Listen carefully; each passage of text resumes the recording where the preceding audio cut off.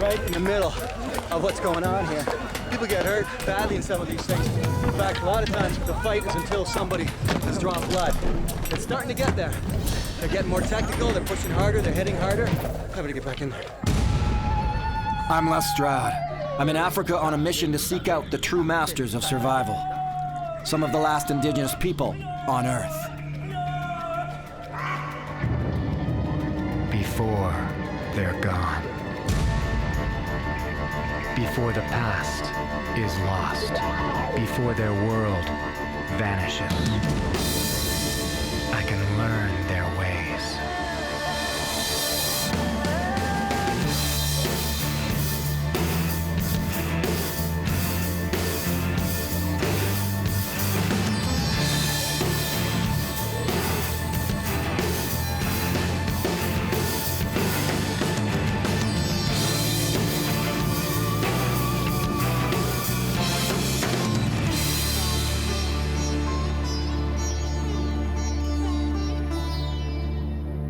Cradled against the Indian Ocean on the southeast banks of South Africa lies the province of KwaZulu-Natal, known as the place of heaven.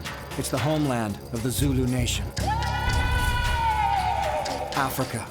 My search for understanding cultural and physical survival always brings me back to Africa. Here in the cradle of civilization, it's said that there is knowledge that leads to spiritual and human enlightenment. I'm here to meet with the Zulu nation so that they can share with me their ways. I want to see if their hold on their traditions is futile, if their survival methods are all but forgotten, or if they'll endure past the homogenization of the planet's cultures. I'm here to catch just a small glimpse of what has kept the Zulu going for thousands of years. I'll take part in the Zulu practice of scarification. Experience their unique Zulu wedding ceremony, and fight in the classic stick-fighting battle. The Zulu nation has much to offer as they exist on the knife edge between modern assimilation and their traditional land skills and beliefs. So all these men have gathered here now because we're going to head out down into that valley that you can see down there for the hunt. We've got about 20 dogs or so, maybe 20 men, and they're eager to go. One man offers himself up as mock prey so that the men enter the hunt with the proper respect and intentions toward the potential game.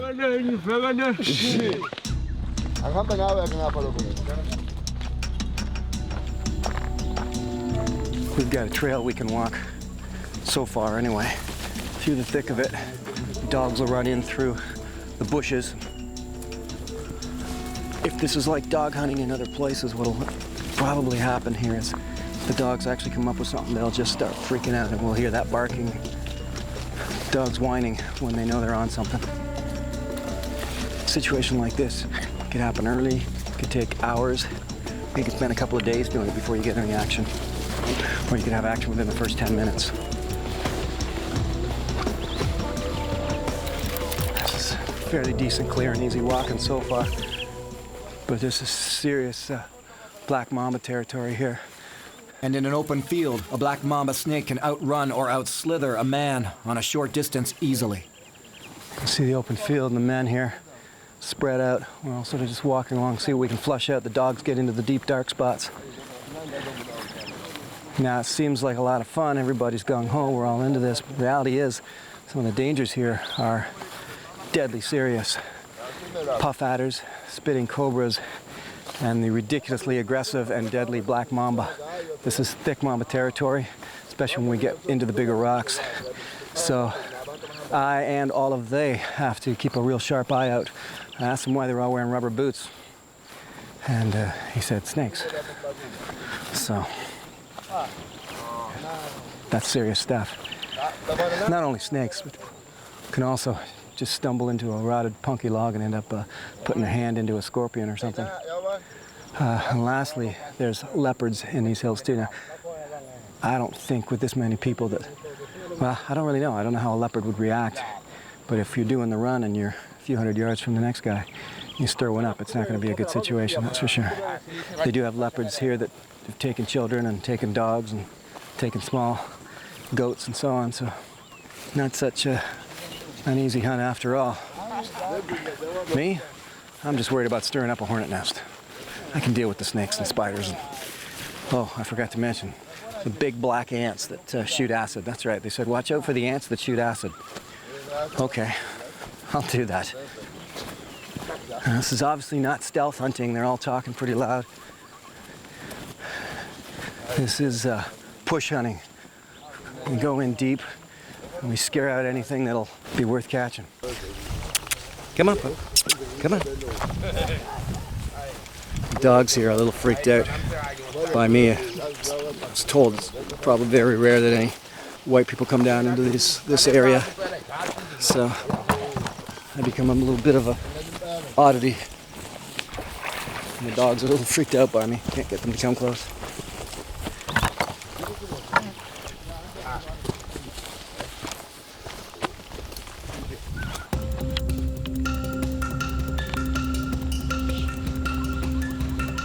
The hunt is carried out swiftly.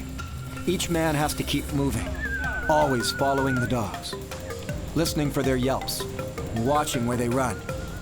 The Zulu men love their dog hunting and look for any opportunity they can to hunt on their forested land for game. But each man carries with him a very deep concern for accidentally coming upon poisonous snakes.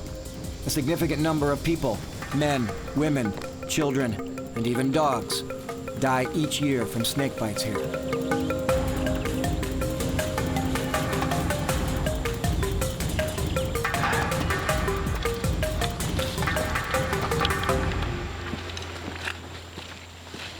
The large group of men is splitting up now.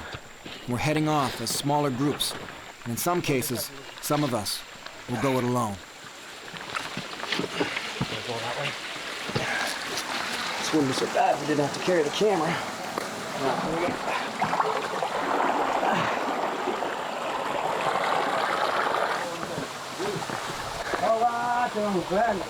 Many of the Zulu elders are still very in tune with the plants that have medicinal properties, but the skill is in danger of taking a back seat to Western medicine and chemical treatments. Yeah? All right, this grows close to water, the river, and this, he's telling me that they can take this root and crush it, and put it in not hot water, but lukewarm water, let it sit for a bit and drink it, and it will heal broken bones.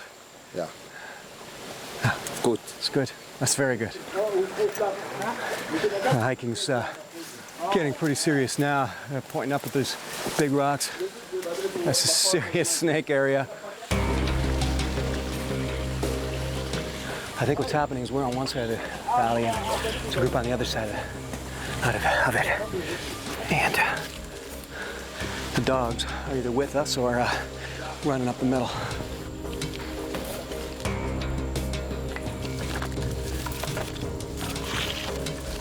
We're crawling now. Going through some pretty dense bush. Oh man. If there's ever a chance to get bitten by a snake, this is the time.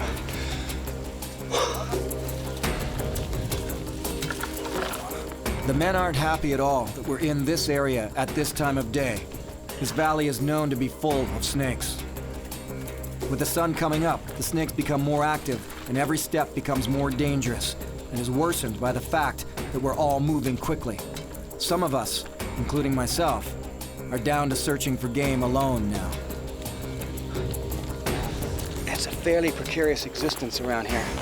There's 500 snake bites a year in this area alone, and all these kids are playing in the fields and out in the forest, and there's a lot out here. There's scorpions, snakes, spiders, and some of them are absolutely deadly. As much as the Zulu are also very much a part of modern existence now. It's a very strange cross in their world between, you know, going to school and driving cars and watching television, and you get further out here into the heart of Zulu area, and there's still a lot of on-the-land living. And on-the-land living means, well, when you get down to it, sticking your hands in deep, dark places and moving branches and rocks. What do we got there? So I've got a mother scorpion here, and she's got all of her little baby scorpions on her back. This particular one here is not one I'm gonna mess with. See the little tiny pincers on it? I don't know a lot about scorpions, but I've been told when the pincers are small, watch out, because that means the tail is gonna pack a wallop. And this one, this mother with its babies all over it will pack a painful wallop. And you gotta remember that kids are around here playing all the time. And I know when I was a kid, flipping over rocks was a pastime. So let's see what I got under this one here. Whoa, whoa, whoa, whoa, whoa, whoa, whoa. Look at that. Okay.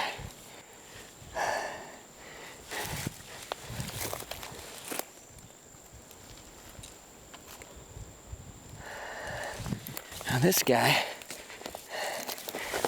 is not so bad.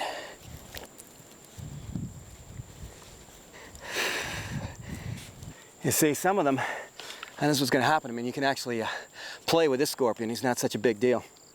You're going to get a sting, but it's not going to be so bad. Some of these other scorpions, kids get stung by them, and you're in for a day, that's for sure. Separated somewhat from the other hunters, my focus has switched from finding edible game to finding the hidden dangers around me.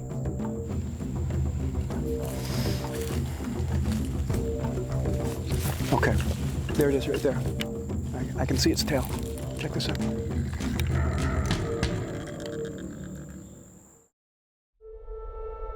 I'm in South Africa with the Zulu men hunting with dogs through thick snake territory.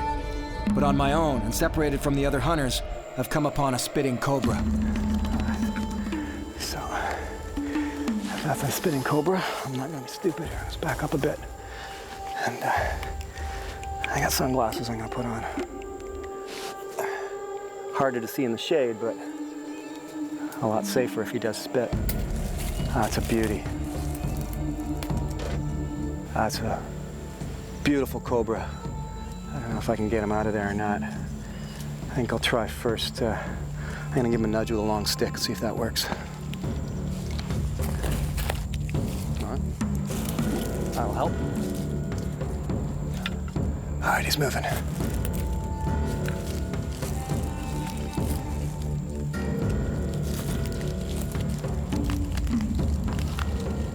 There we go. Okay, all right. There he is, look at that, look at that. Okay, buddy. This is a full-on spitting cobra. This is a nasty, nasty snake. These guys are responsible for a lot of bites in this area. They can be fatal. There he is, look at that. Fatal bites when they happen. Oh, he just bit the stick. Look at that, look at that. He's a beauty and extremely deadly. Children play, whoa, you don't, no you don't. Not very far from here at all. This is a very deadly snake. On this planet, this is a snake to fear.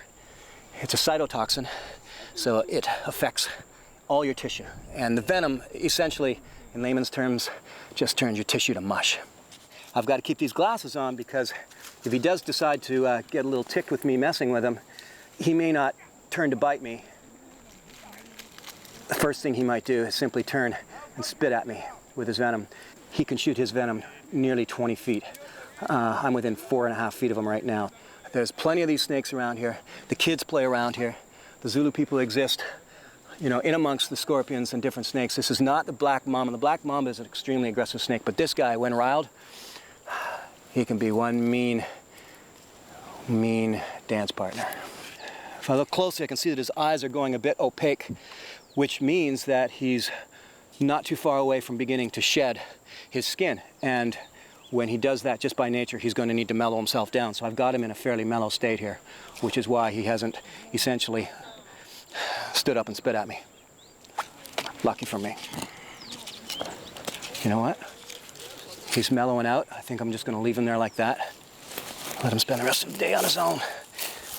He doesn't need me hassling him.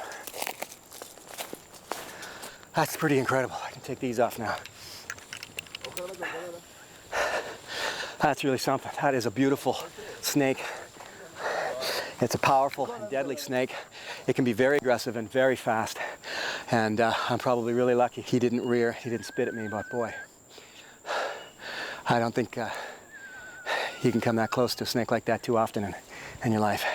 And the kids here, and the men here, and the women here, just living their daily lives as they live them, come within close proximity of a deadly snake like that, probably nearly every single day.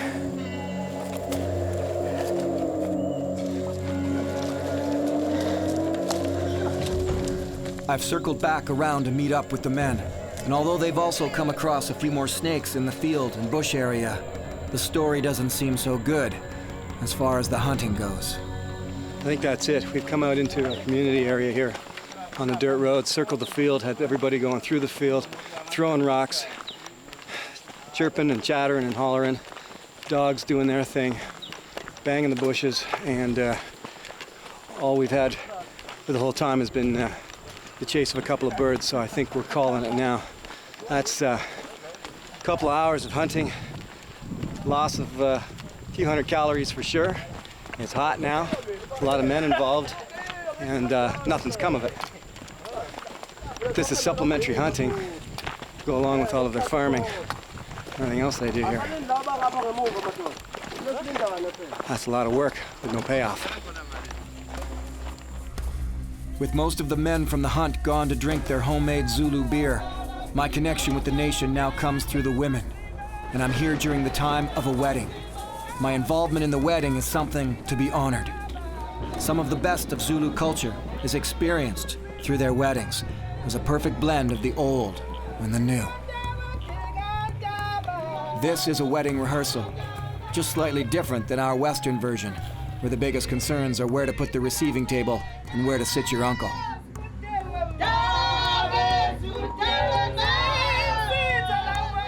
All right, so what's going on right now is we've got the wedding party who walked in from 5 to 15 miles away, walked in to practice for the wedding, dances and songs and music and so on. And they're rehearsing in the rain and they're going to try and go inside. I'm just simply easing myself into the culture slowly. You can't just jump in head first and say, hi, I'm here, let's party. You've got to ease in slowly. You've got to do things with respect. I mean, I've got people with cameras and lights here to capture what's going on, so I've got to do that in a way that doesn't upset them and that shows respect.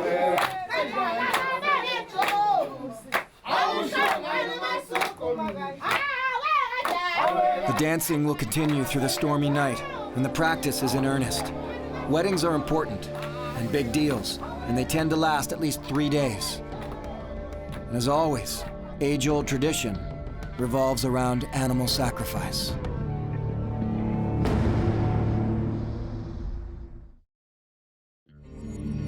I'm with the Zulu people in Africa, learning of their survival traditions. So right now they're collecting blood so they can mix it with intestines and it becomes a delicacy later to eat. The main thing of this whole ceremony, when they kill the cow, is to collect the bile. And the bile is actually put on the bride's feet. It's very, very important. If they don't get the bile, if they somehow mess it up and they can't get the bile out of the cow, they have to sacrifice another cow. They're only too happy to have me help with an all-day job. The reality is, if I'm going to immerse myself in any culture, in any situation, and go through cultural traditions, rituals, or rites and passages, I can't do it squeamishly. I've got to do it, and I've got to do it full on. And that's getting the acceptance, getting the respect, and handling it that way, and getting in the middle of it. Men, women, and children have walked many miles to join these wedding preparations, and many more will still come over the next 2 days, walking across the fields, through the bush, and along the roads. And though cars are all around them, most of them don't own one. The sacrifice of the cow is primarily for the bile, but of course, the byproduct is enough meat for a grand wedding feast.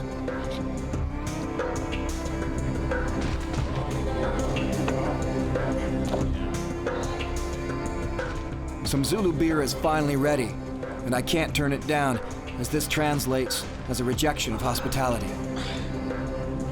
Homemade beer. It's a combination of meal together with malt. Yep. They just soak it, and the following day they cook it, and they let it cool they put it in separate dishes. After that, they put a malt. Then it start, you can see the bubbles.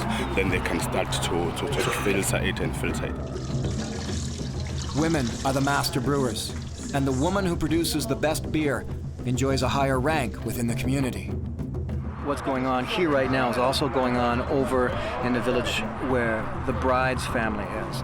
And they'll actually take the liver. Now the liver is considered to be close to the heart. So they take the liver from here, take it over to the bride's family because it's a nice meat, it's a soft meat, and because it's close to the heart, it represents that closeness, the bonding of the two people at the heart.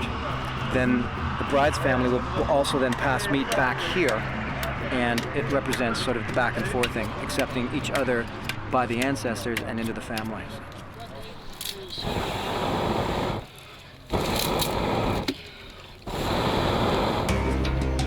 Three days of feasting begins now, along with a number of traditions, each with its own symbolic aspect. Some of the bride's family arrive, and they bring a gift to be sold to the groom's family. The gift has to be considered acceptable by the groom's family, where there can be, and often is, trouble. This interaction always starts off with smiles, but in older times the negotiation can lead to physical fights and the canceling of the wedding. This is a full-on barter, and the groom's family is not accepting the offer. They want double, so they just keep on singing and turning away from the attempts made to appease them. This argument could last all night long.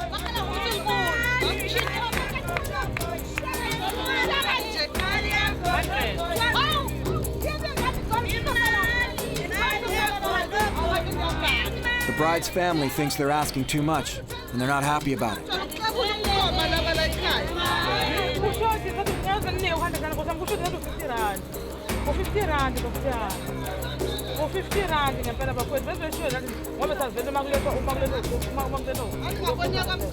The men, however, just carry on, trading meat back and forth between the two families.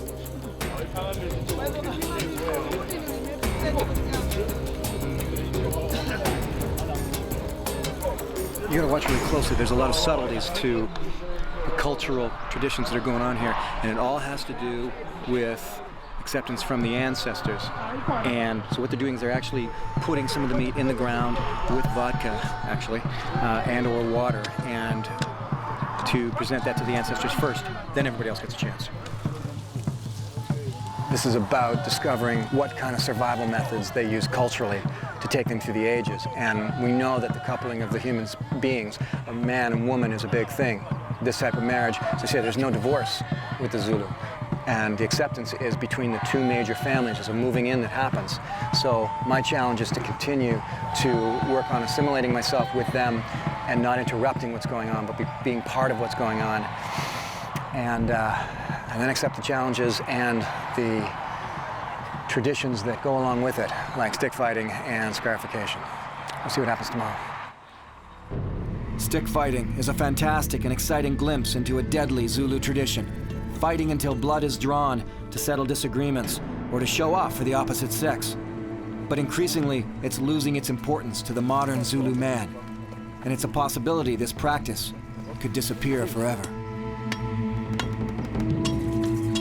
So what's happening now is Mbu and I and his uncle actually are down outfitting me up with what I need for the stick fighting. It's the hitting stick, they've got a shield, they're getting me the protection stick. And if you think about it, it's kind of like going through the various stages of not necessarily becoming part of a culture, but at least being accepted into it. And I guess I call this the education stage. So I'm getting an education, and this one's going to be all about how to stick fight. Each fighter must make his own weapon straight from the land. This is not a sport, it's a tradition. You know that buffalo thorn is buffalo thorn tree. Buffalo thorn tree? Yeah. If I want to hit you down your knee, you have to protect yourself, you see? Yes. As well as to your head, you have to protect yourself like that, so that the sticks will go like this. Yeah. Stick fighting requires a number of willing men, so I'm led off to a small gathering where I can practice Zulu traditional stick fighting. The intention is to get everyone prepared for the fights to take place at the wedding.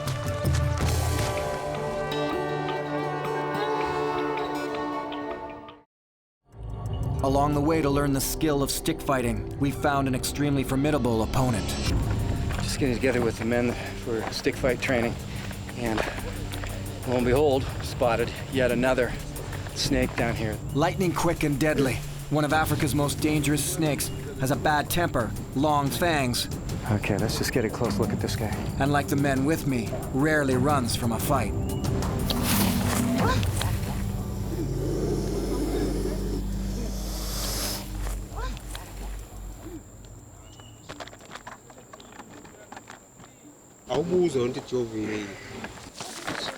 All right, so this is a puff adder. That's why you can hear that puffing sound.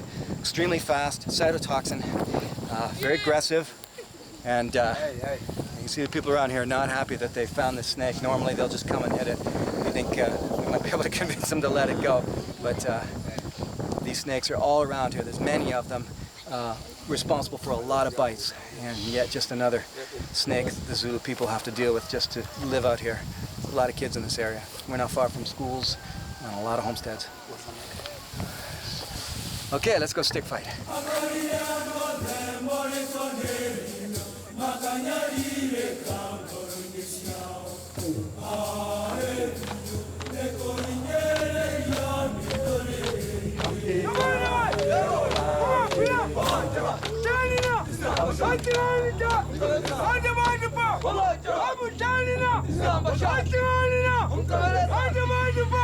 All stick fighting starts off with the traditional songs, and they must continue through the fight. The day starts off soft, taunting and light battles, getting familiar with the moves and your opponents.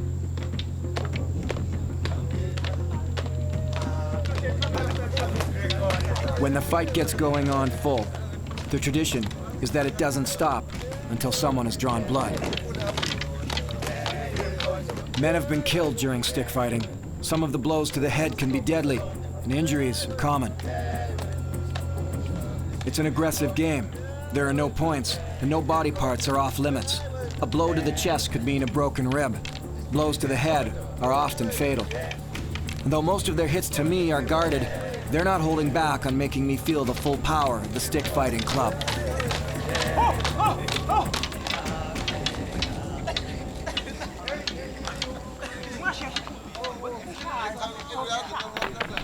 I just took the stick right in the eye, so it's accident's happened out here for sure.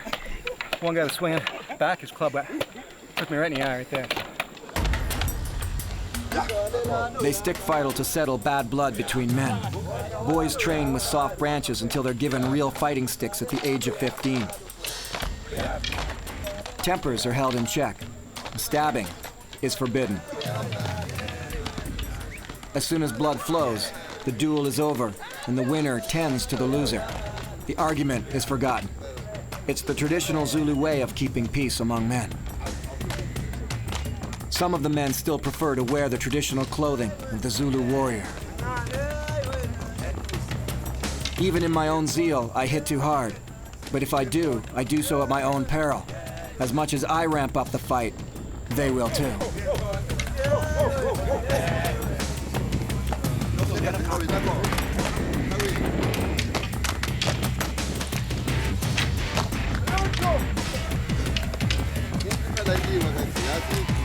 Right in the middle of what's going on here.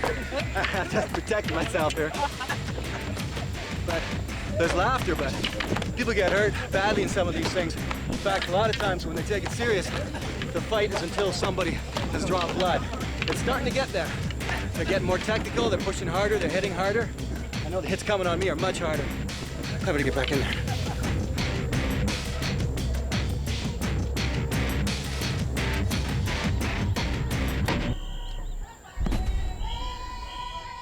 The wedding is now into its third straight day of the ceremony. And this is it. The final day of union for the bride and groom. And this is also where my stick fighting training is meant to come into use. They tell me that the fights can break out at any time, as the men show the women what they're made of. At first, the stick fighting is meant to be symbolic of protecting the groom from being chased away by the bride's family or told to leave. If that happens, it can be very real, and it's not play acting. The groom will come in later, protected by men with shields and their sticks, and I'll be one of those men. That's part of the groom's party, so it's coming soon.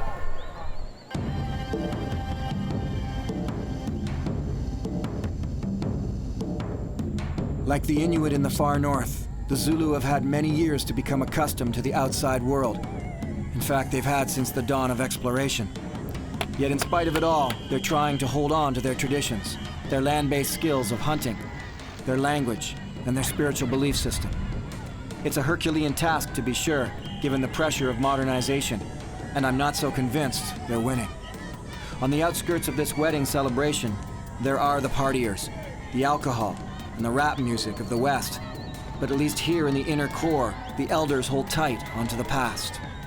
The stick fighters, the drumming, the dancing, and the singing are all hundreds of years old as far as tradition goes.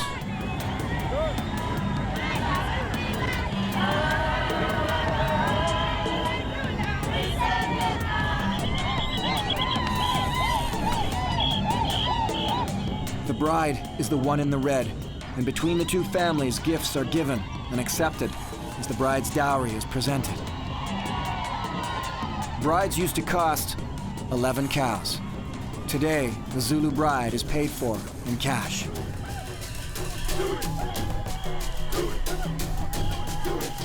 The movements of the dancing tell personal stories of their lives and culture. Though the groom's paid, both parties dance and sing until the final gift of ukwaba is given. The bride carries a chest full of blankets, the gifting of warm blankets to the groom and his family. The blanket is leopard print, a sign of power, and used to be real leopard skin. The groom's father is covered in the blanket in a final show of acceptance of the bride and her family. As with all manners of life, the Zulu's full respect is given to acknowledging the ancestors. I came here heavily anticipating the stick fighting, a traditional part of a Zulu wedding. Further north, it may still be happening with zeal amongst other communities. But here, the interest level has become novel at best.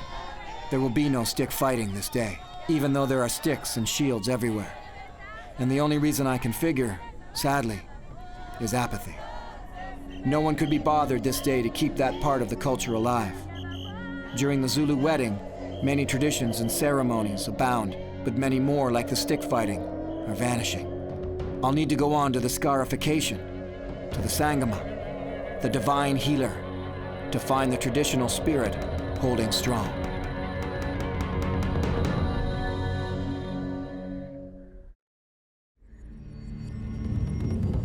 I was never given her name. She was just known as Sangoma, divine healer. The rite known as Scarification will take place in her small hut, and all I have to do is remain open.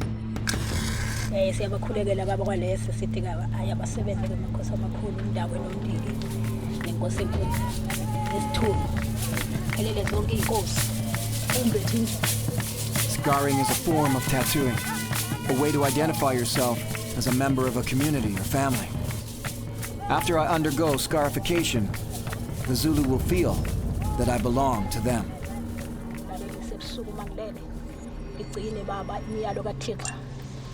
There are various reasons for scarification. For some, it's simply a matter of aesthetics and decoration. Other times, it's meant to bring a youth into adulthood. Here, it's often used to indicate which family you belong to, but the Sangoma has other plans for me.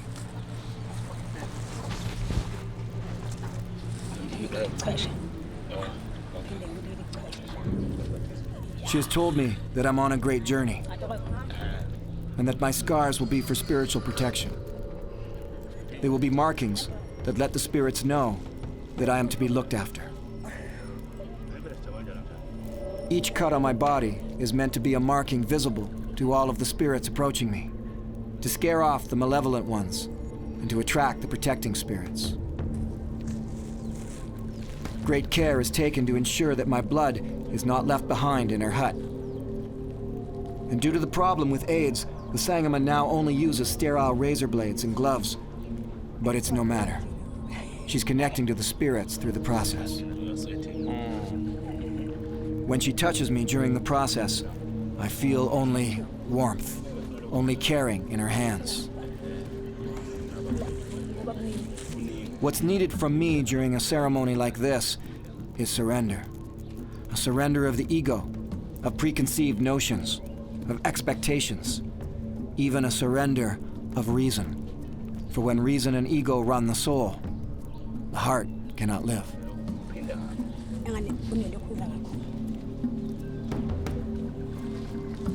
She rubs an ash mixture into the cuts, so the markings will still show after the skin is healed. The Zulu are extremely superstitious, and they believe the scars will protect me from possible acts of witchcraft, such as lightning.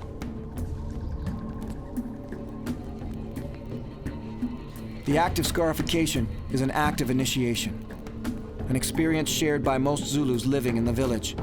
In the local schools, children can be seen with scar markings on their faces, denoting which family they're from. Others receive the marks to be healed of sickness and disease, and many come, as I have, for markings that speak to the spirit world. For the rest of my life, any Zulu who sees the markings on my body will recognize them as a sign of respect.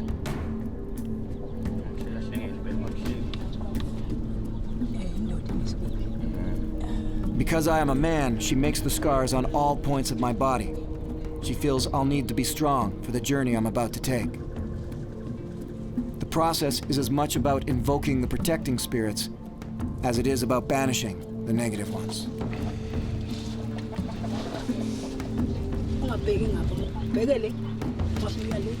But when you live, you never turn back because the spirit will come back, will leave you alone. When I leave, we don't turn back. Don't turn back.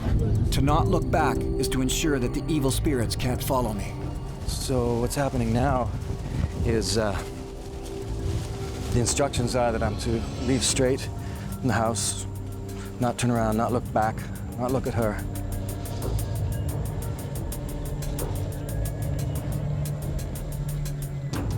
I need to find a nearby hill to bury my bloody bandages and leave them behind in Africa.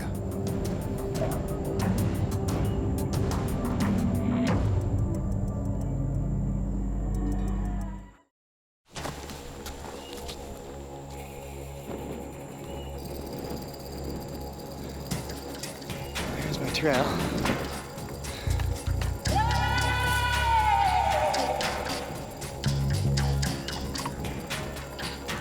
Sangoma wants me to bury all of the swabs that have my blood on them and the razor blade, everything that came out of me, basically. You're not to leave behind any bodily fluids in any way, blood, sweat, anything like that, hair, because it's part of your spirit. So my instructions are to take it all away from her, take it all with me, and bury it. So.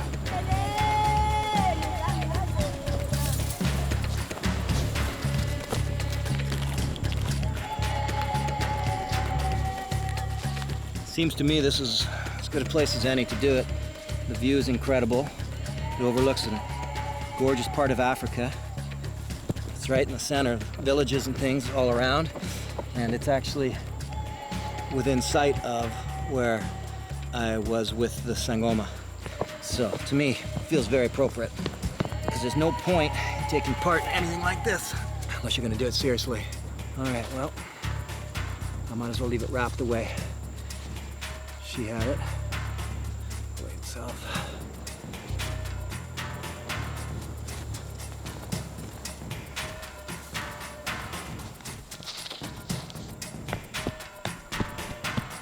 So my blood is now left in Africa. I've been given the scarification protection from the Sangoma and the Zulu. But if I keep diving into cultures that are out there, that are different from mine, and that have survived through the ages, through their traditions and their rites of passages, like I have now, by sitting with a Sangoma and divine healer and allowing my blood to spill in Africa. And perhaps I can keep finding some of these so-called vanishing worlds and see that they are still alive and well and surviving.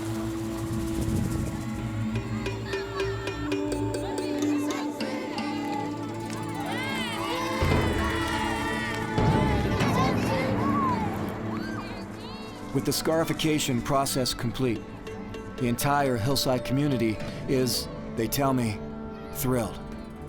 And it's time to celebrate.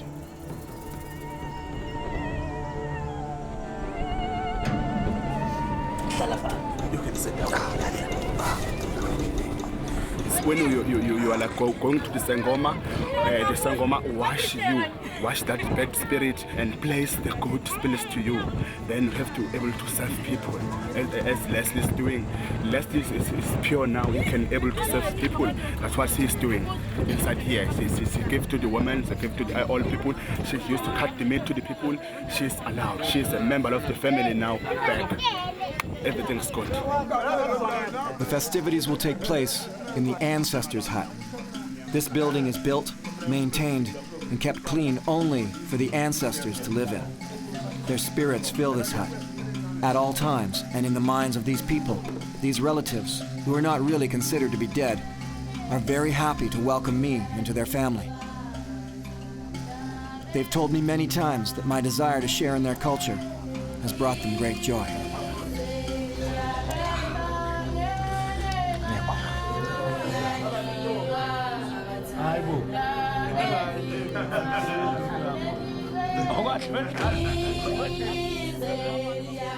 The gathering starts simple, the feast, at first served by me, for I've now earned the right to serve them food.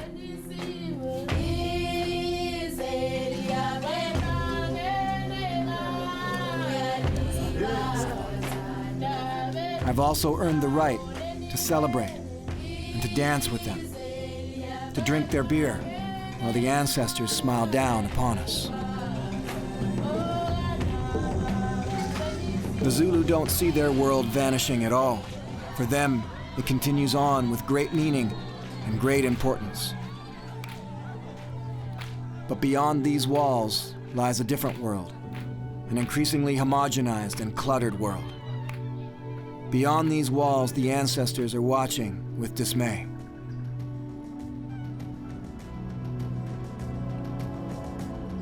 Yet not far from here is the Sangoma's hut, and that is where the Zulu culture continues to survive. That is where the Zulu belief lives on. If the stick fighting ends, and the weddings become westernized, if the hunting is replaced by imported food, and the dangerous creatures are removed by wildlife management, then it'll be up to the Sangoma, the divine healer, to bring the Zulu back to their spiritual origins and take them beyond survival.